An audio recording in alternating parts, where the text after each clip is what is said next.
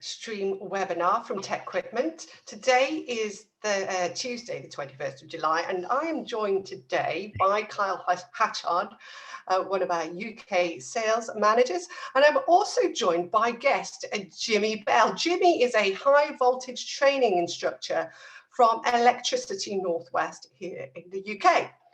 So welcome, gentlemen. Jimmy, how are you doing there? Great. It's great to be here. I'm glad to help and have a chat with you guys today. Fantastic. Everybody got the cup of tea at hand? I've not got mine at hand actually, dear. I'm going to run and get one in a minute. Oh, dear me. Quick. Well, when you've introduced yourself, say hello, Kyle, and then you can hop off and dash off. Get a cup of tea while I'm just saying hello to all the people around the world. Sounds like a plan. So Kyle's there in his home office. Kyle is UK North Sales Manager for Tech Equipment. Kyle, you're going to be talking about understanding power systems alongside Jimmy Bell today, aren't you? That's correct. So we're just going to have a brief summary about the industry, and Jimmy's going to intro into the real world, really, where he sees those applications and how the grid functions and operates, and some of the challenges and problems that they face out there on the grid, and some of the future energy requirements that are driving the changes and decisions that they're making as well. So it should be for an interesting discussion, really. Yeah. Brilliant. Okay, I just want to remind those people who are watching this live, you have the opportunity to ask your questions in the chat box. Do let us know who you are, where you're watching from. It's always nice to know where people are viewing. So before I'm going to hand over to Jimmy and Kyle, I'll tell you a little bit about Tech Equipment. Lots of you already know who we are, so I will keep it very, very brief. We design and manufacture engineering, education, teaching equipment in the UK. We're all about creating the best practical teaching equipment for creating real life understanding, to give students the skills they need for the employment market. We're very much about engaging, and we're looking at how can we improve that student engagement during COVID-19 at the moment. And we have got a very exciting product launch on Thursday, so do check back for that. Now, I said I would keep it brief, so Kyle, I hope you've come back from making you a cup of tea, because I'm throwing you in at the deep end, hopefully not in the hot water. No. Go on, tell us more about the power industry. Introduce us to it, if you would, please. Yeah, of course. So can you get that image a little bit? Is that a bit closer? Yeah, that's better. Okay. So Jimmy, feel free to chip in, but obviously this is a fantastic summary, really, to overview the operation of the grid and the different facets. So you're working with, obviously, at the top end of things, the hydroelectric or maybe even wind generation. Typically, we in the UK would be powered via coal. There's now no coal generation in the UK at all, and I believe there hasn't been for the last 4 months, I think, Kyle. Yeah, I think you're right. I think there is something like that. I know that last year was one of the first years where they were actually able to generate 50% of electrical generation from wind power. Again, from a Tech Equipment perspective, something that we're working on in the background to help promote that form of learning and education. So yeah, the coal side, obviously they don't use that anymore. But nuclear, I think Jimmy accounts for something like 50% now, roughly. Is still prominent. I think wind and energy storage is definitely something industries are going towards, and also zero carbon as well. There's a big initiative on companies to go zero carbon. I think in the next couple of years, 10 years or so, and that's a massive big push with our company. But yeah, I mean, we primarily take the voltage from 132 kV from National Grid, but it's generated in the power station around 25 kV, and then it's stepped up by the transformer to 275 or 400, which is then distributed across the big towers, and then it's stepped down again by another transformer to 132 kV, and that's where our company takes control of the cable systems And then it stepped down again to 33 kV, which is for heavy industry. Big, large heavy industry companies use a lot of 33 kV circuits. And then it stepped down again to 11 and 66 kV, which is mainly light industry, large factories and things like that. And then you can see in the center of this diagram, the street lighting and the houses, that stepped down again to 400 volts or 230 volts.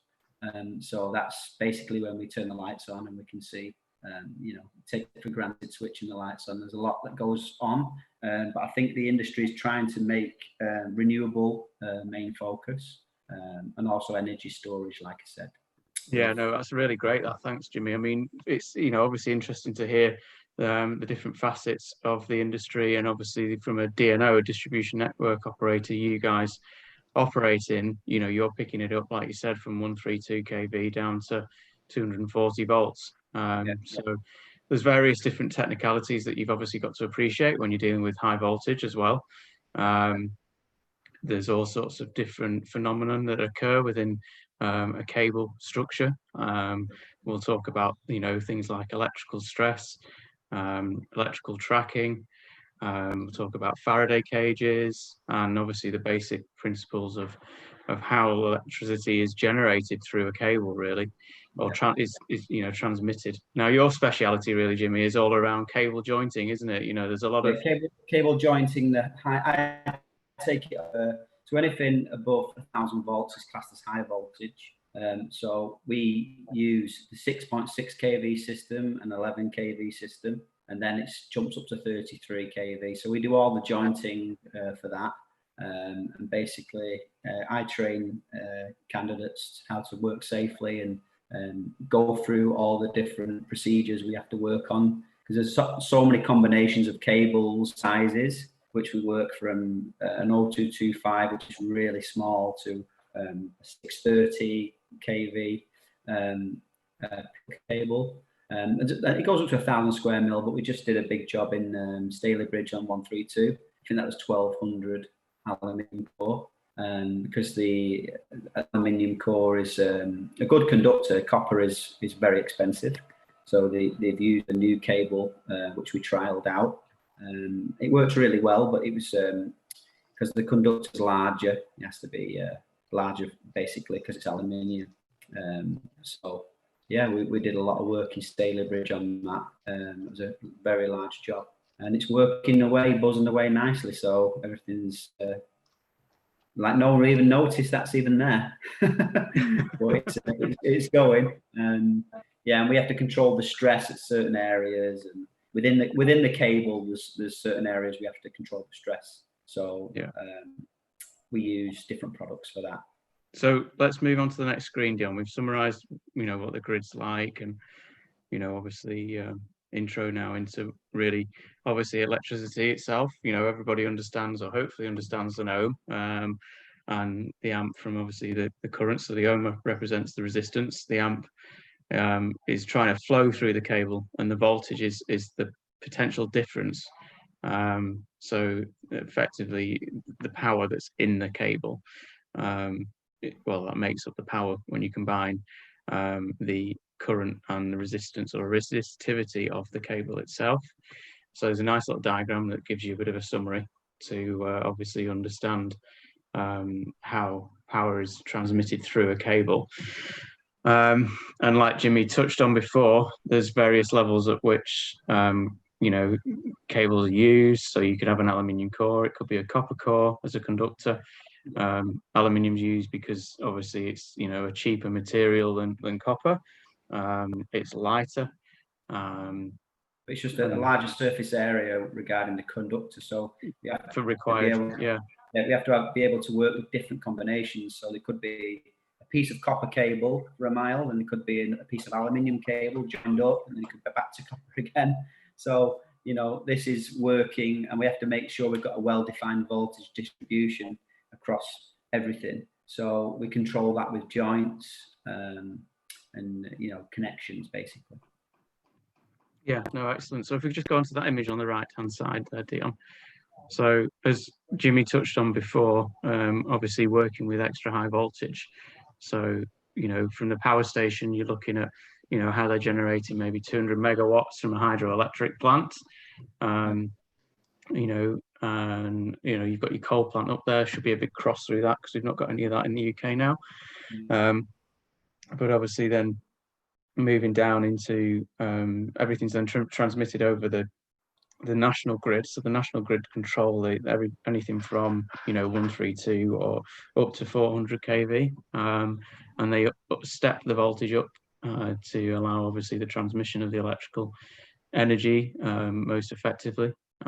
So, you know, if you can imagine a pint glass, for example, and you've got the head of the beer on the top of the glass, that's kind of like the loss really as in regards to the energy that's being transmitted through the line.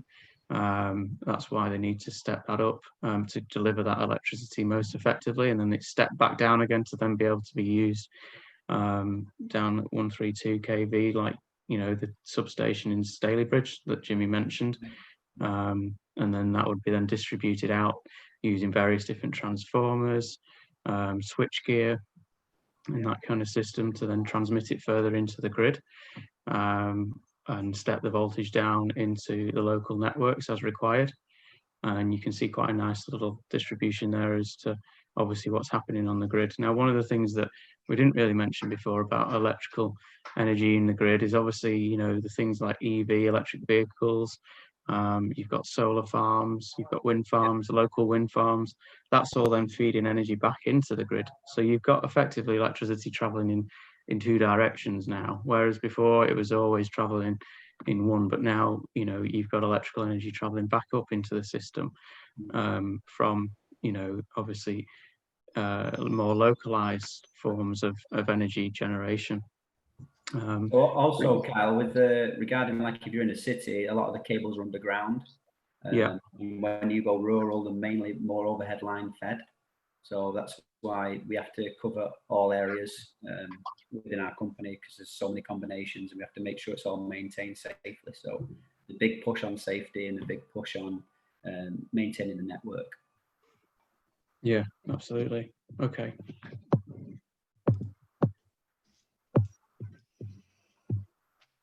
I believe you wanted to talk to us a little bit, talking about safety, core termination stress. And it's not something that we, you know, generally touch on with tech equipment, but it's quite interesting. Tell us a bit more about that.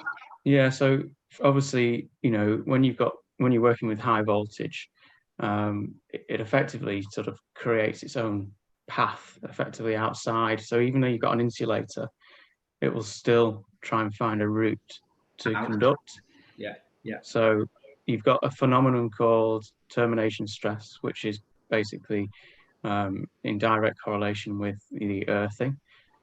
So it will depend how effective your earthing is in regards to how that phase behaves, or that termination, for example. So you generally find that the weakest point for a core termination stress is at a termination, at the end point or a connection point of a piece of cable. And you're showing a cable now. Is that what we've got in front? Yeah. So here we've got a termination. So this termination effectively allows. You can see the sort of lines going upwards. Lines. Yeah, the close lines of 10%, 20%, 30%. That is the semiconductive layer, which is removed underneath the core. That semiconductive layer where it meets, that point is the highest stress point within the cable. So we have to control the geometrical stress with a stress cone, or, you know, flow, let that flow smoother. So at the minute you can see it's like bending back on itself like a boomerang. If you can see the 10%, 20%, it folds back. So with the stress cone, that controls that line and it brings it back forward to more like a smoother run. So it'd look like the 90% line once we've got a stress cone on it. So so no, absolutely, Jimmy. So really, that's about obviously delivery efficiency of you know, power supply really. And the problem is that phenomenon brings a hell of a lot of issues in regards to obviously faults, you know, tracking. So electrical tracking is where you have You know, there's stress lines at the 10%, for example, and you've got a leakage then through stress cone, and you can see what you call sheds at the top, those lines at slight angles, as you can see. This is a 2D version of a termination that you would typically see at the end of a 33 kV line.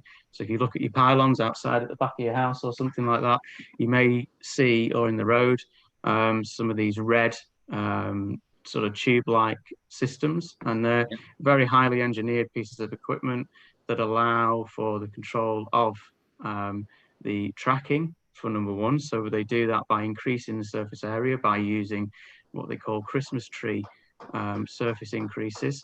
So you can see those jagged edges as you look down termination, and this is obviously represented in a 2D form here. And this obviously then controls that electrical stress. You got any more to add on that, Jimmy? Yeah, it's also the material you use. So you have to have a high permittivity material in the termination to control the stress as well. So it's made out of different products. And it's basically the gradient across the thickness. So we use EPR on some of the straight joints. We use EPR, ethylene propylene rubber. It's a very thick layer, so it controls that stress and it makes the stress flow smoother down the cable. And basically the stress just always wants to come away. So I'm not sure if we have a video, Kyle, we can watch. Yeah, no, I don't think I do, to be honest, Jimmy. I think that's basically you can see these things online. It's called corona effect, and that's basically where we get a lot of the faults, is at the edge of the semiconductive screen layer, which is within the cable, and that layer, it gets very, very hot. So you see, when you don't control it, it can just cause a failure, basically. So a lot of the systems we use last around 60 years. So the material is very, very good, and it keeps a constant pressure within the cable as well. So the rubber is very tight on the cable. It's a thick layer of rubber, which we use as well. So that helps control. Kyle, I want to go back to understanding the pylons. I think you guys are in this kind of world of knowing your world. Many people who are watching today, some of that has gone straight over their heads. But I'm thinking about the whole resistance with the cables and all of that. But when you were talking about surface area and relating to the pylons that we have in front of us, perhaps you could explain that concept again. Are these the Christmas trees that we can see, or am I? So those are porcelain or ceramic, typically glass insulators that you can see that are hanging from that cable. Okay. Yeah, they're effectively surge arresters. So if you imagine you've got a bolt of lightning that comes down and hits one of those towers, that effectively allows that bolt of lightning to travel down to earth and down to ground, and also protects the cable that's transporting the electric. Correct me if I'm wrong there, Jimmy, if you've got anything to add on that. Yeah, but basically it's something that people don't ever see. So it's something very hard to understand. It takes a while to get this in your head and understand what it's doing. And we need a lot longer than 5 minutes. You go really in depth into it. But basically we have to use products that control the stress within the cables at high voltages. Higher voltages you go, the more stress there is, and that more expensive everything becomes. So the components within, and I train people how to use those components safely in the field. It's quite a while to become a high voltage jointer. You have to do a year of training. So it's one whole year of training basically, and it's mainly a 5-week course which covers every aspect of it. So it's like an unknown phenomenon. Now, if you're just entering into this market, Jimmy, you're a student wanting to become a power industry engineer, you've got to start and really get an understanding, get hands-on. And I guess this is where our practical teaching equipment comes into play here. I mean, what base knowledge can you have to start, move into the industry? Basically, what I did was, when I left school, I didn't know what I wanted to do. And my dad was an electrical engineer. I didn't have any interest at all in that. So I went and worked in an office. I nearly got a job as a lawyer. I got offered a job as a lawyer, and I also got offered a job in my dad's office, but the job in dad's office paid a lot more money. So I was like, oh, I'm going doing that. So I'm doing just like basic office work, you know, just like a skivvy running around, and got offered an apprenticeship, which was on a lot less money, and it took 3-4 years. But once I did the apprenticeship within our company, I think they're really good forms of learning for youngsters coming out of college, or, you know, not sure what they want to do. And apprenticeships are really good, and it just goes through everything, like basic electrical theory, and then it slowly you learn in the field with experienced people, with also classroom.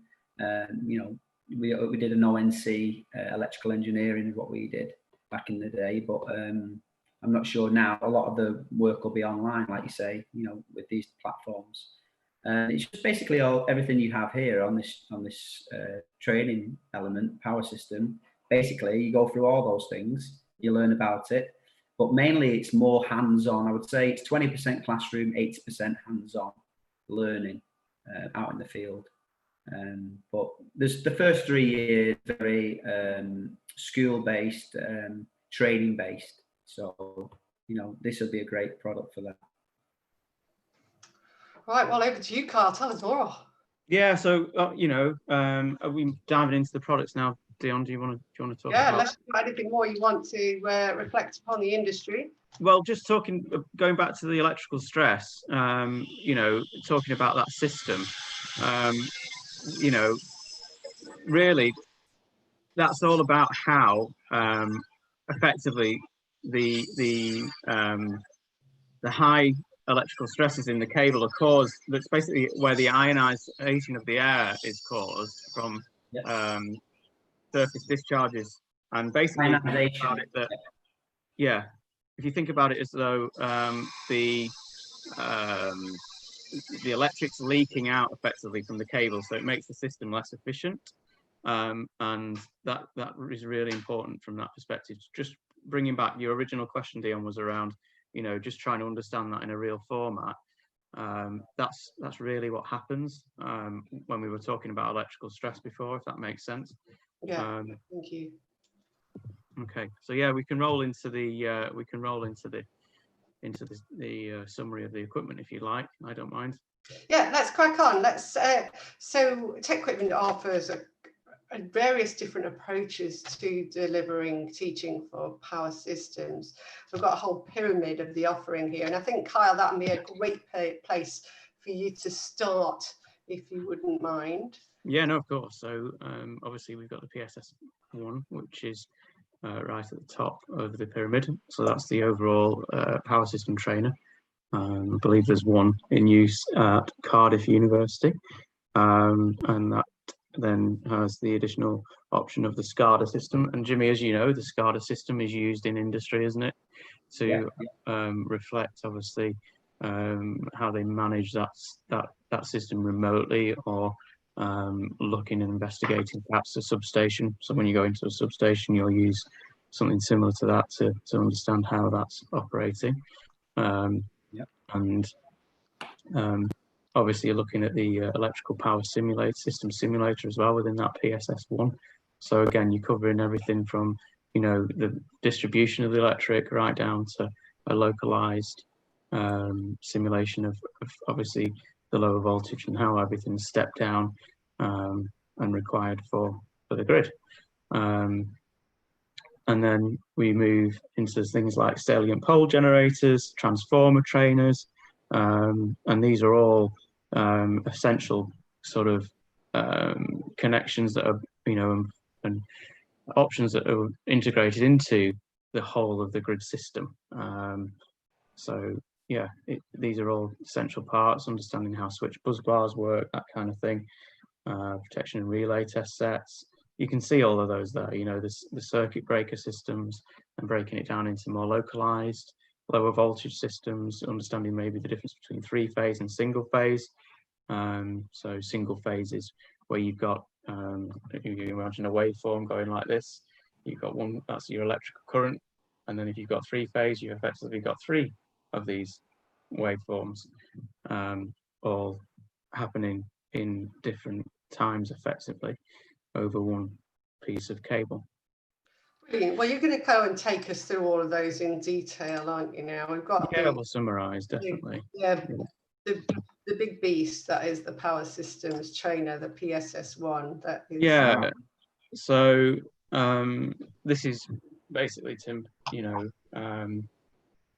really a scale model of a power system. So something really mimicking real systems and the grid. It's flexible. Has an extensive range of components to allow a wide range of experiments, and basically is carry out essential components and system operation for really undergraduate and postgraduate levels. So a very versatile piece of kit in that sense, but offer also a mode for training for industrial supplies and utilities. But effectively, it's a small integrated power engineering laboratory suitable for experiments in class demonstrations, tutorials, and training. And it offers a generation supply source, switching and interconnecting systems.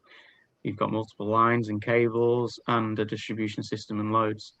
So, introduction as well, things like integrated protection systems, and varying settings that are dependent on systems and configurations, and also obviously you've got the centralized control panel for measuring or understanding faults and tracing faults back, and recording of fault currents at important points in the system. Now we sort of touched on fault currents and why is that important, because if you can measure a fault current in a cable or a system, Jimmy will know this, you can effectively trace back from the substation where that fault occurred, or whereabouts roughly that occurred on a piece of cable.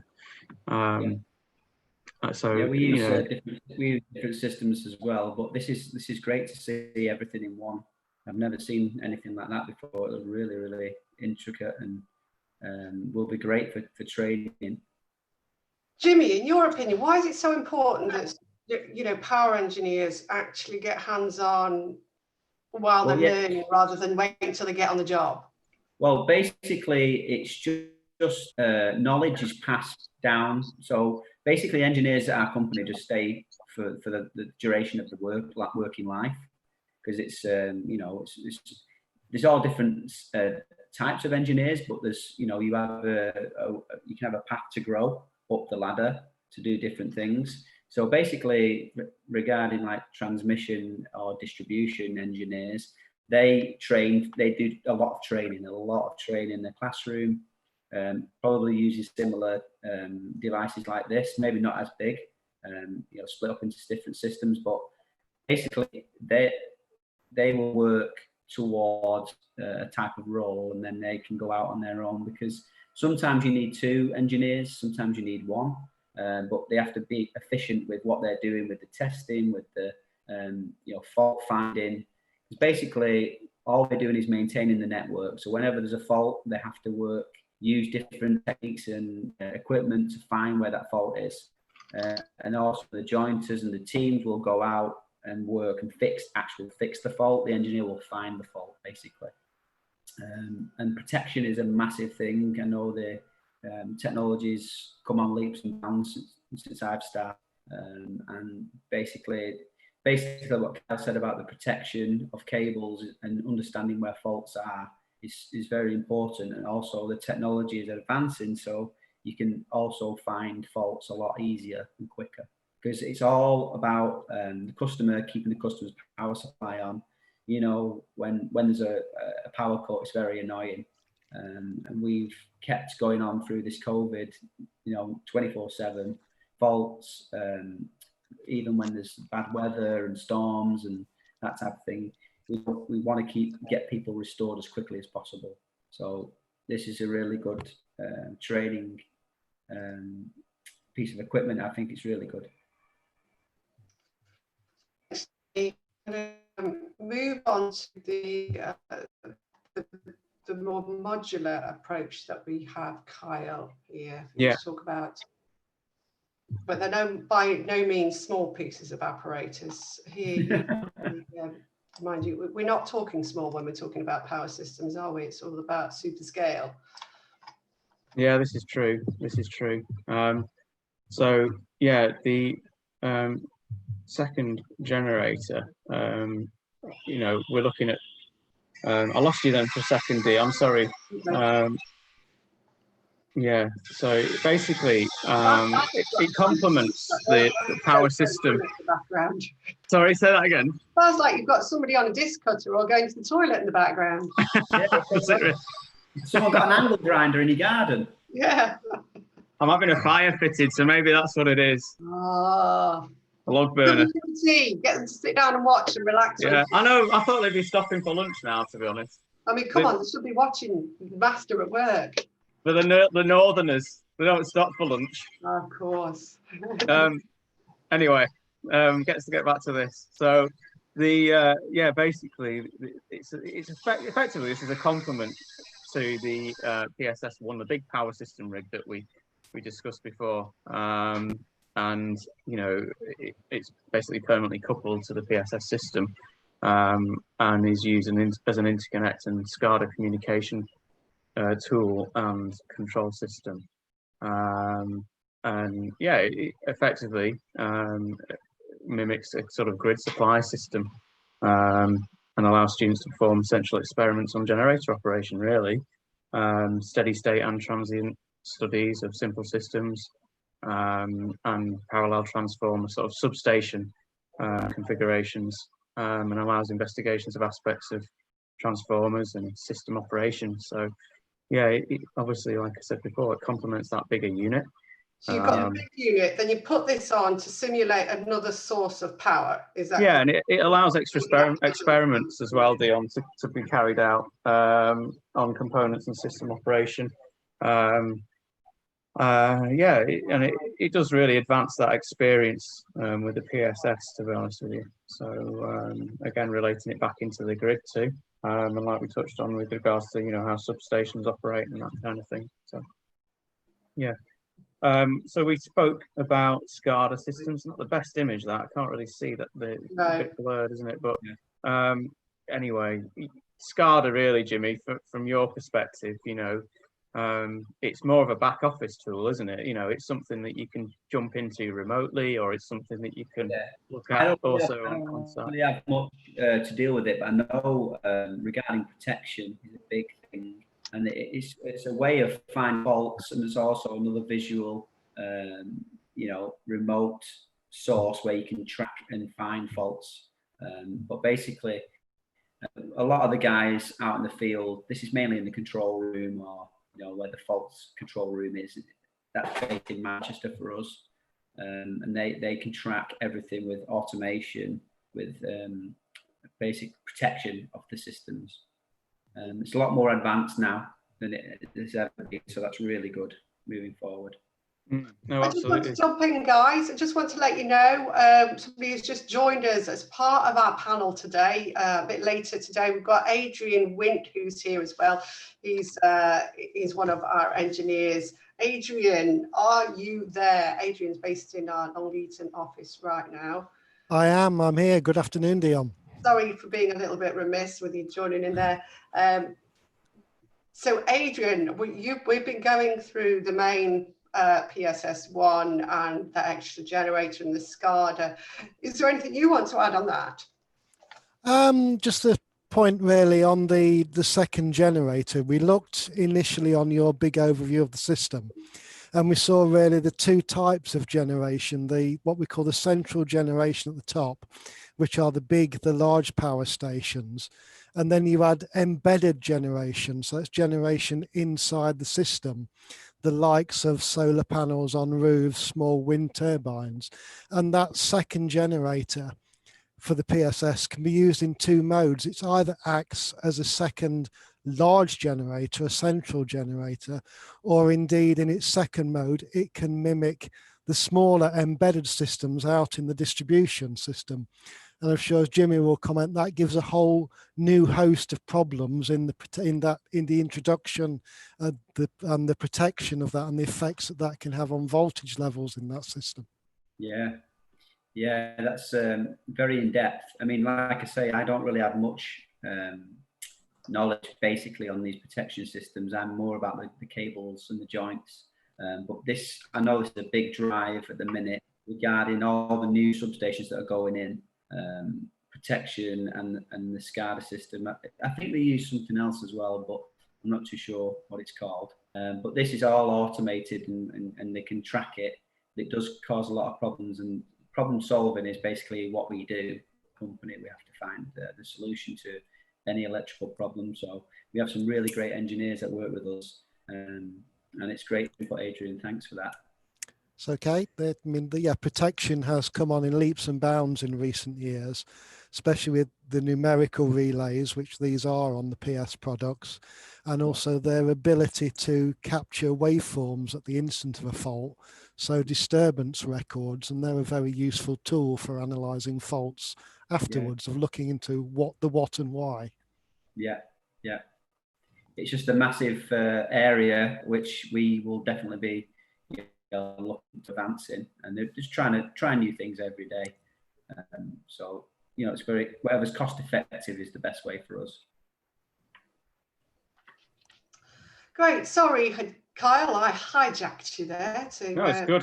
I've been a bit remiss and let Adrian left in the background. It's great. I said Adrian should, it's nice to have his involvement, to be honest. So cool. You were telling us about Scada. Had you finished? Have you got any more points to add on the Scada before we move on to the next bit? No, not in particular, to be honest with you. So no, that's fine.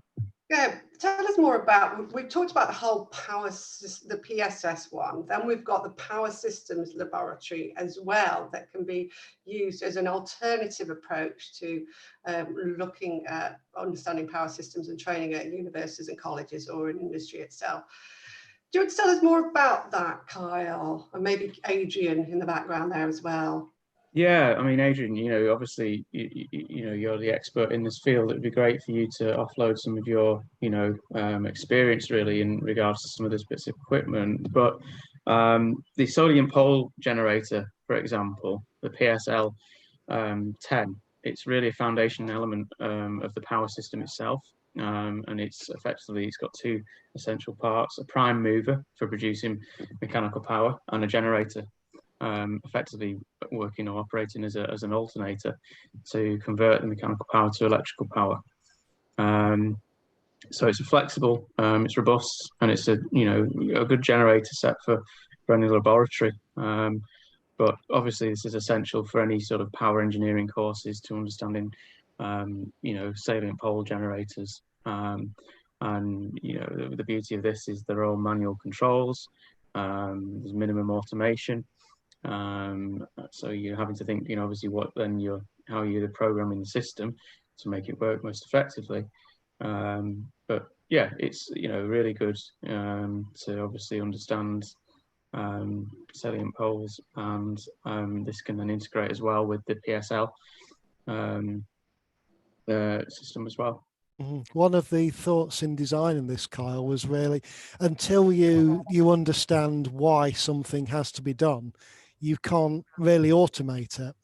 Yeah. So the thoughts here were get the student to understand why you need an automatic voltage regulator on a generator.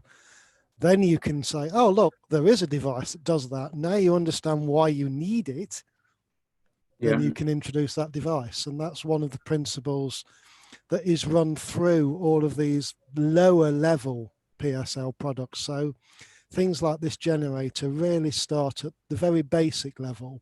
It forms the link between the speed at which you turn the alternator and the frequency of the AC that comes out the back, and then onward from there.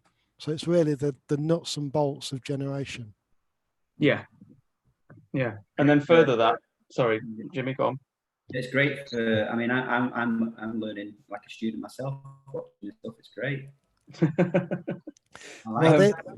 This goes from those very basic relationships. So you form that speed frequency relationship, you form the magnetic field strength versus generated voltage relationship. Then you go on through real power, reactive power, and you go as far as synchronization. It's good. It's a great product. I'd like to go back a bit, gentlemen. I've got a question, actually, from somebody who knows this product range quite well. They've asked, can the Scada software be used as a teaching tool as well? I'm not sure we touched on the software when we mentioned the Scada earlier. Yeah, so that's one of the basic benefits of the whole piece of equipment, to be honest with you.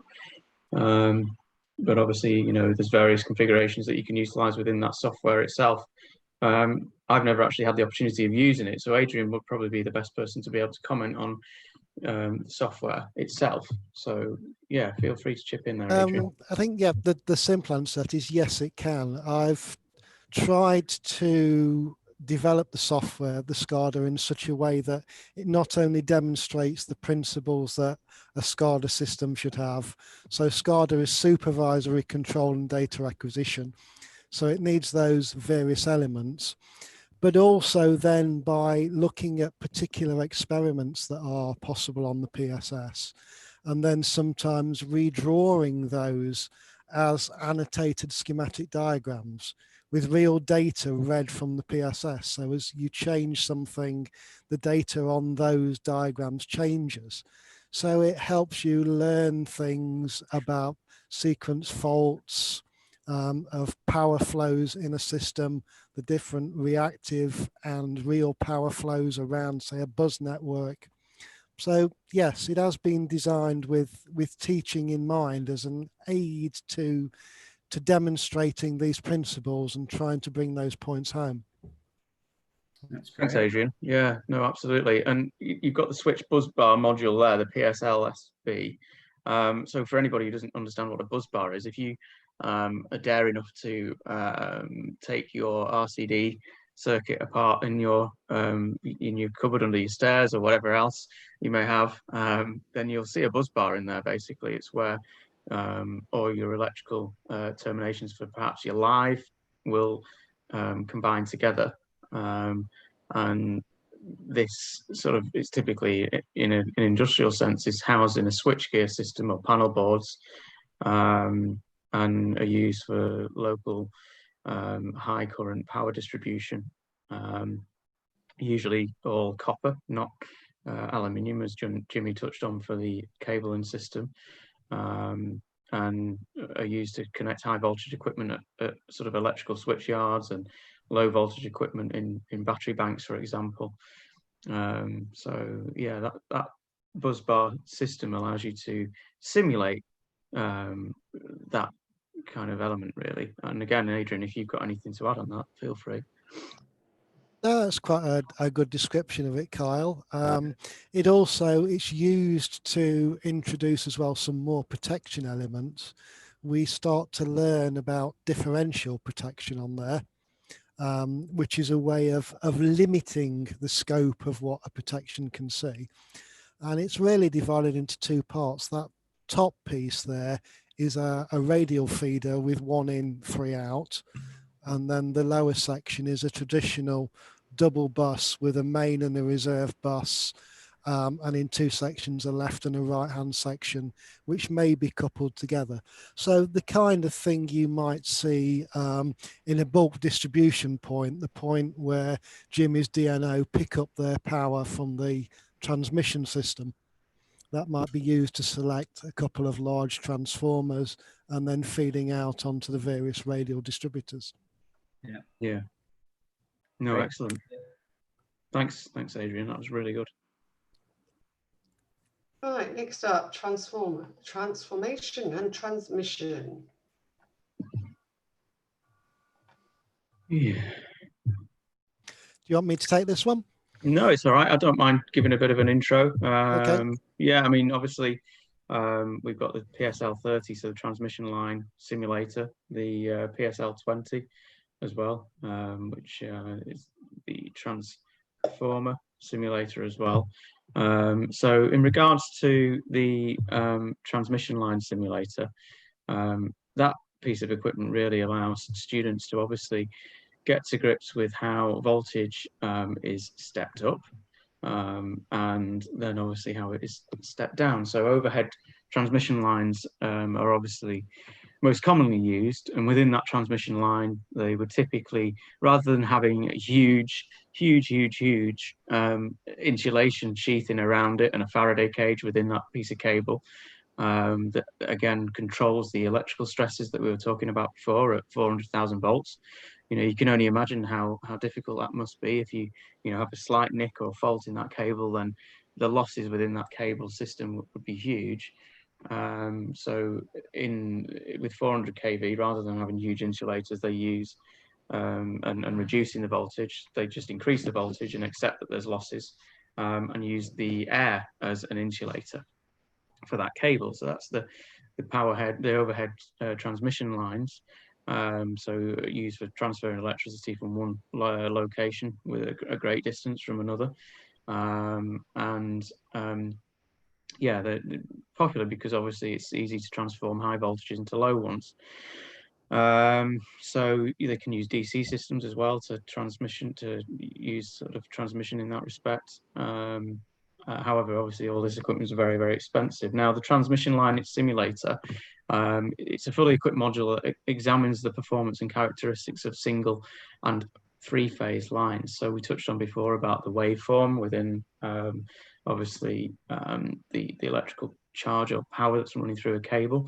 And if you've got a single phase or a three phase, this system allows you to examine the nature of that phase in that transmission line effectively. And the transmission line is a power system component as well. It includes two types of transmission lines to allow students to do two types of experiments. As we touched on, the single phase that connects to a nominal T and representation. They also a three-phase line with series and shunt reactances. And the single-phase line allows students to examine the accuracy of the various different representations, and the three-phase line allows students to do basic power system experiments, such as load and fault studies. Anything to add to that, Adrian, that you want to chip in with? No, I think you're pretty much there. I think the only thing that might be worth mentioning at this point is all of these rigs, like the PSL 30, are intended to be self-contained. So you've got a power supply on the left, you've got some load banks on the right, and you've got all the metering that you require to do those experiments. So they're pretty much a one-stop shop. That rig stands up on its own to teach those lessons. Yeah, absolutely. And obviously the transformer trainer runs through how transformers operate, stepping down and stepping up. When we mean stepping up, so that'll step the voltage up from a lower voltage to a higher voltage, and then stepping down will obviously bring it from a higher voltage down to a lower voltage. Mm-hmm. So yeah, quite a good integrated system. Again, is something that's contained within the PSS whole overall system itself. Again, Jimmy, from your perspective, transformers, they're very expensive beasts, aren't they, in the electrical world? Very expensive. I mean, it's very good to see this because I've learned how in the field, basically doing the work, and this is actually learning more on the technical side. I wish that we had this type of training. We were doing our training back in the day. It's really in depth. It's good experiments. I mean, through my career, we haven't had anything like this regarding training. It's mainly hands-on, working with the actual transformers, working with the switchgear, and all the different types. There's thousands of different types of transformers, thousands of different types. It's just there's not like one type which everyone can use across the UK. In an ideal world, that'd be good, but it's not like that.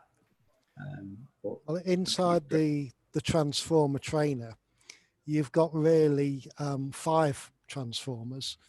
If we look along the bottom there of that middle panel, you've got all that collection of red, yellow and blue sockets. So that's a 3-phase transformer. And to the right, you've got 3 single-phase transformers. And they've got lots and lots of tappings. So you can run it step up, step down. You can run it as a delta star or a star delta. Yeah. And you can learn what's called the turns ratio of a transformer, which governs the relationship between the incoming and the outgoing voltage. So they've all been carefully contrived to teach those lessons. And also the phase relationships between the windings can be investigated. Yeah. So it's quite a versatile machine. I mean, if you ever have a fault on a transformer, it's quite a major incident. I mean, you can take out a lot of the equipment, and basically this is where maintenance is paramount regarding, you know, keeping the network safe and running cost effectively. And the new transformers are really, you know, on 33 kV side, really much, and it's good fun for me. I really enjoyed working on that type of equipment. But it's a big, when you come to switch it or, you know, turn everything on, it's all tested, and when the day comes and it goes live, it's quite rewarding that you made that happen. Regarding from the jointing side anyway, you know, connection, the terminations and the joints, and putting everything so the actual transformer is running and working. Yeah. Cheers, Jimmy. No, it's interesting to hear about obviously how it's, you know, the real life application of a transformer, and obviously these things aren't cheap. You know, they can cost millions of pounds. So when, you know, understanding how they operate effectively is really critical. Yeah. Yeah. So what's the next slide, Dion? Where are we moving to? Let's have a look. Sorry, I was quickly replying to Mukesh, who was thanking us for the presentation today. Here you go. We've got distribution trainer and the protection relay test set. PSL 40, eh? Yeah, so the PSL 40 distribution training module. Again, you know, interesting system in regards to understanding how distribution is provided across the network, and it covers a variety of core experiments in regards to power distribution, typically at degree level or equivalent. And it runs with two separate circuits, one in each console panel, and each circuit has its own power supply and is designed for a specific group of experiments. So you can look at protective relays that are provided, or simulate experiments on faulted systems, for example, as Jimmy touched on before.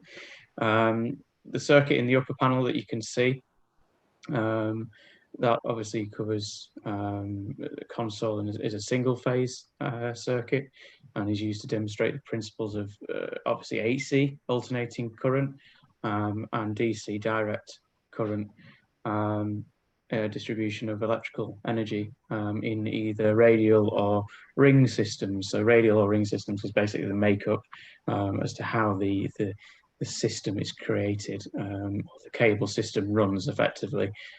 So a ring system will be in a big loop, and a radial system will have various different junctions that are going off on it. The circuit in the lower panel of the console is a three-phase circuit, so it comprises of two three-phase transformers and transmission lines for experiments relating to MV, as you would call it, or medium voltage transmission or distribution. So yeah, it's, you know, a really useful piece of kit. It's one of 5 modules that are within the PSL system, and it enables you really to connect it up to different components such as generators and transformers, and really allows you then to extend its capability, to be honest. And you can see obviously a series of different experiments there on the right hand side that you can connect them up to. But yeah, quite a versatile piece of kit. Anything to add on that, Adrian? That's quite a reasonable description. Really, when you come to the right hand side of this, you're down at simulating the house level. So it's the 230 volt loads from houses. So you've come right to the end of the system. Yeah, so the interesting thing with simulating loads, you know, from a real life perspective, as Jimmy will tell you, everything that they do from a DNO distribution network operator is all done live. So, you know, working at 415 volts, 240 volts, operating or working on that system, nothing is turned off. You work on that live. So, you know, if you make a mistake, you have to make sure that you've got the right PPE on, as protective equipment. And you know, I'm sure Jimmy will be able to share some horror stories with you, but not right now. But also, you know, you've got to really take care, really, in that sense. So that system, like Adrian said on the right, really allows you to simulate the, you know, more localized, more domesticated function of an electrical network system. Anything to add on that, Jimmy? Well, basically, I don't want to talk about any horror stories, but we have to maintain very safe working practice all the time. PPE is a major safety driver for our company. So everything is very. We have a working code of practice which we work towards for every single section of work. So it's like the Bible. You have to work towards that. So, but if you do everything within the rules, everything should work fine. But you know, there is the odd time, but we have to make sure everyone works safely, basically. So you want to go to work and come home at the end of the day. So, you know, with this regarding with the COVID and everything, you still have to, you know, find a way to work around it and just make it work. So that's what we've done really well so far with that. Yeah, and touching on that, you know, understanding things like overcurrent or over voltage. So you maybe have sort of excess, you know, current in the system, or you know, excess potential difference between 2 points.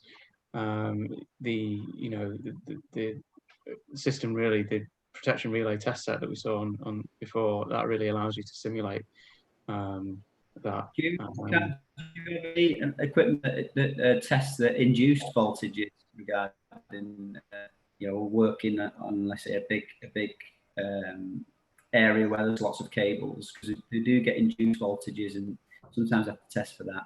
So it's more of an engineering question, but there is a capacitor bank and a resistor bank, isn't there, Adrian, that allows you to effectively generate an increase in voltage and current. We're using the capacitor system and also the resistor system, where you can effectively create resistance in the system.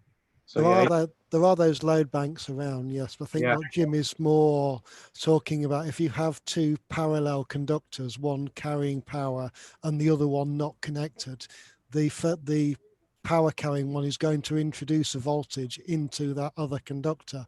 If you don't take care to earth it and to lose that charge, it can come back and bite you, literally. Yeah. And when you see it, when you know, if you Google that, or I've got some videos at least, you know, where you've got cables that they've taken off the line, and it's, you know, it's still got the charge where they've not earthed. So they've taken the cable, removed it from the system, and they're running it across the bank of a metal platform, and you can see sparks firing out of these bits of cable because they've still got that induced voltage in the system. So earthing is really important in that sense. I have a question now from somebody in the chat box. The question is, does the transformer trainer allow the exploration of the differences between the delta-delta and delta-Y transformers, including voltage ratios and phase change? Yes. Those transformers are simply, none of the windings on the transformers are committed into any configuration. So yes, you could choose to run them delta delta, delta star, star delta, star star, and also then both the plus and minus phase shifts. So yes, you can configure those into pretty much any kind of transformer. Brilliant. Thank you very much, Adrian. Right. Okay. So next up, I think we've got now we've got the transistor and diode converters and the circuit breaker trainer. Who's volunteering, gentlemen, to introduce us to these? So circuit breaker trainer basically allows you to understand how circuit breakers operate.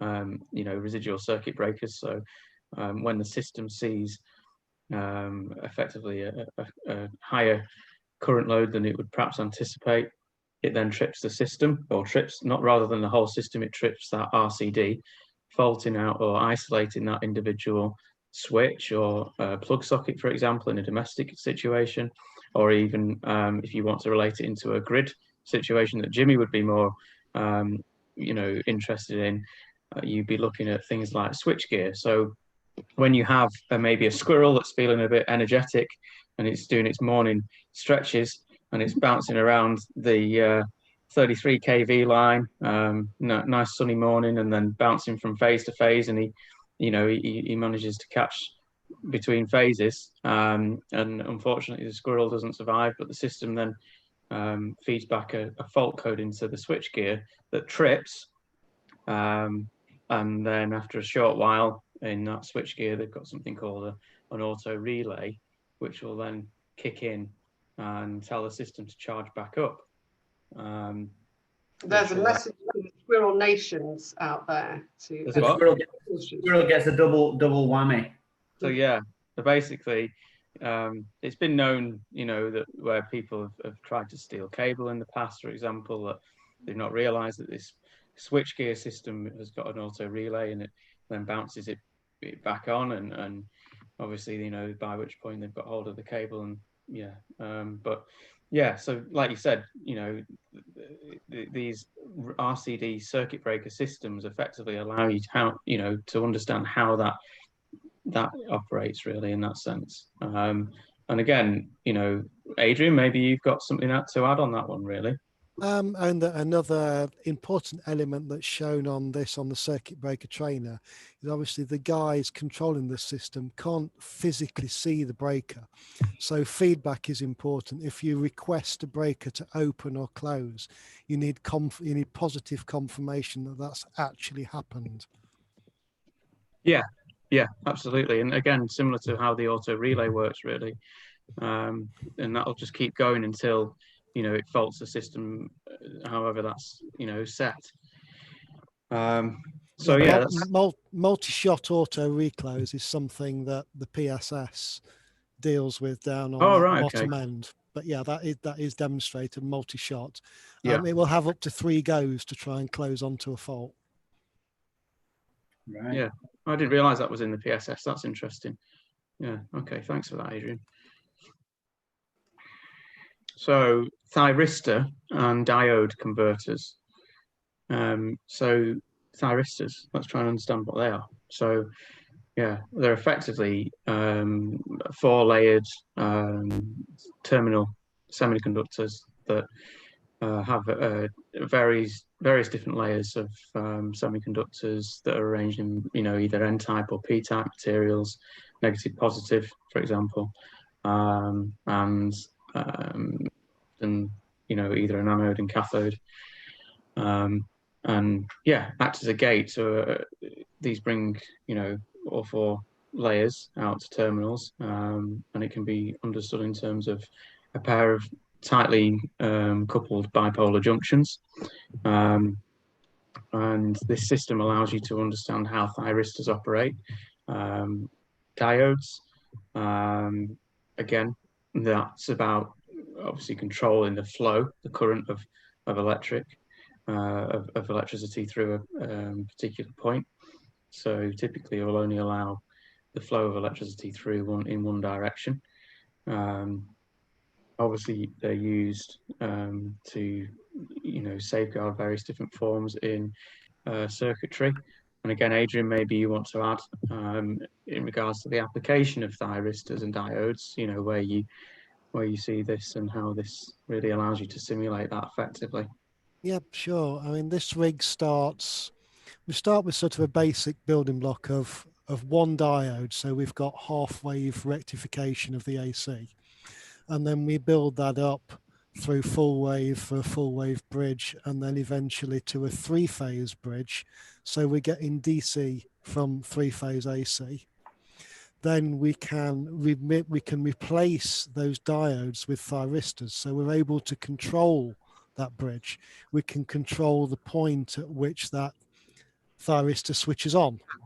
So point on wave switching, and we can control the angle of that. So effectively we're getting a variable DC source from the AC. So it's the basis of, for example, something like a light dimmer and of motor speed controllers. So it's the power electronics behind those. No, that's brilliant. Thanks, Adrian. Good. Next slide, Dion. Fantastic. Let's moving on now. So we've covered everything in the power systems range, but we want to have a quick look at those alternative energy sources. You mentioned a couple of them at the beginning. Kyle, do you want to tell us a bit more about the photovoltaic cells experiment we've got and how that could be also utilised to understand for a deeper level of understanding, if I can get my words right. Yeah, learning, understanding something or other. Yeah, absolutely. So the TE4, the photovoltaic cells, allows, obviously, we were talking about how important it is to understand from a domestic perspective. Maybe people generating solar generation on their roofs, maybe they've got a solar farm that's around the corner from them, for example.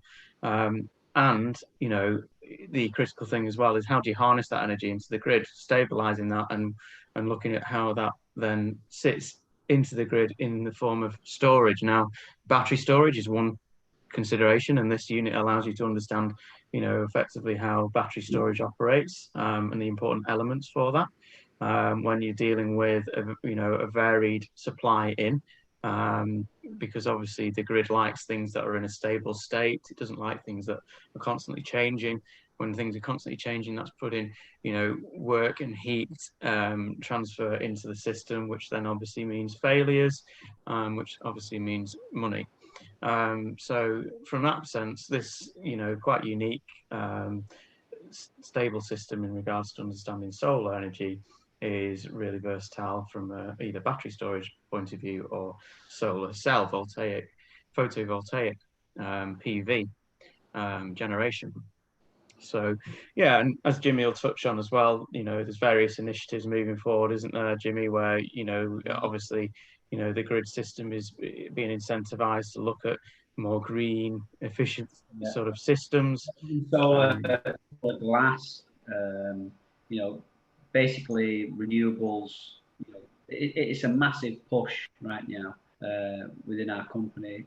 Like we say, we've not been supplied by coal, I think, for a few months, which is really good for the environment. And battery storage is something that they're looking at towards. They're doing quite a lot of this right now, but within the next few years. Hopefully COVID doesn't affect it, but primarily the first few months since it happened, the pandemic, we've been working on controlling the network. But these initiatives should be picking back up, regarding the storage. But I know I don't really know too much about it, but I know that it's a huge push within energy companies in the UK and worldwide, I'd say. Yeah, and I think that's the interesting thing on solar. It's a transforming energy that you can get integrated within glass systems now. So it's becoming much more, more integrated in regards to daily products. You can pick up a rucksack with a solar pack on it. You can pick up absolutely clear glass that you wouldn't even know is a solar panel now. So yeah, I think it's obviously a technology that's transforming how we generate electricity. Fantastic. Thank you very much, gentlemen. I really appreciate your look at the industry, where things are going, why practical teaching is important in terms of really getting those fundamentals sorted for engineers like Jimmy out there. Anything more we want to add before I open up to the question and answer session? If anybody has any more questions. Now or forever hold your peace. Okay, we've got no more questions. I do want to mention that we've got some more exciting stuff coming up over the next couple of weeks. On Thursday, the most exciting thing is the fact that we are launching a new product. I'll give you a little sneak tease there. We have a new product which is all about improving practical teaching engagement with TechQuipment's VDAS-enabled products. Do join us on the 23rd of July, that is Thursday at 2 p.m. British Summertime on YouTube, where we will be launching that new solution. Really is a great offering for helping address those remote learning needs. Next week, we're not back with a webinar, we're back with a Q&A session. I'm talking to Matt Kirshner from the USA. They're part of one of our sales partners that we work with. They've done a study and they've worked with US educators to see what the impact of COVID is going to be on their teaching from the fall. And I would say, even if you're not based in the USA, this is going to be a really interesting session and see how different educators around the world are responding to the COVID challenge. So do join us next week, and that will happen on the Wednesday, the 29th of July. We'll be streaming on Instagram at 1 o'clock and 2 o'clock on YouTube. That's in British Summer Time. That's it. Any last questions? If you are watching this on demand, please do feel free to post your questions in the comment box and we will come back to you. If you're not already subscribing to the Tech Equipment YouTube channel, then you may just want to. We send out regular videos and we're often doing live events like you've seen here today. Thank you so much for joining us, everybody watching. Gentlemen, Jimmy. Thank you. I've learned so much of Kyle and Adrian. I love that. I can sit here all day. No, it's been a pleasure. Thank you, Jimmy, for sparing your time. We very much appreciate that. Thank you. Thank you. Holding the baby, cleaning up the baby mess. I'm sure that's why you must have had to run out partway through. There must have been a baby disaster. Well, luckily it fell on a nap time, so we're perfect. Oh, okay. Very good. Well, I was interrupted partway through to do some spell checking, so you have to excuse me there. I think there was a head that appeared in the side. I'm going to have to leave you guys. I've got to take a call. Cheers, Jimmy. Take care. Thank you. Much, gentlemen. That does wrap us all up for today. Thank you very much, everybody watching us live today. We shall see you live for the product launch on the 23rd of July on Thursday, hopefully, or next week for our Q&A live with Matt Kirshner on the Wednesday, the 29th of July. Kyle, thank you. Adrian, thank you, Dion. The faceless Adrian, thank you so much as well. Thank you very much and goodbye.